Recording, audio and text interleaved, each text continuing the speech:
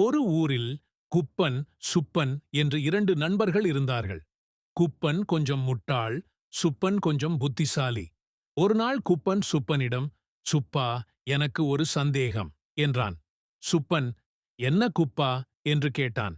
குப்பன், "வானத்துல நட்சத்திரம் ஏன் மின்னுது?" என்று கேட்டான்.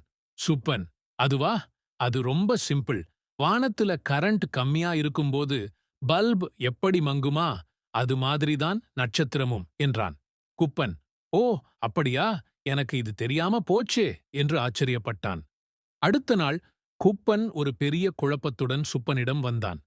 "சுப்பா, நேத்து நீ சொன்னது சரியாதான் இருக்கும்னு நினைச்சேன்.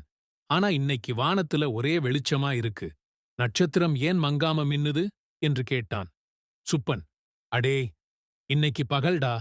கரண்ட் ஃபுல்லா இருக்கும்போது பல்ப் எப்படி பிரகாசமா எரியுமோ அது மாதிரிதான் நட்சத்திரமும்" என்றான். குப்பன், "ஆஹா, அப்படியா? எனக்கு இது புரியாம போச்சே" என்று சொல்லிவிட்டு தலையை சொரிந்தான்.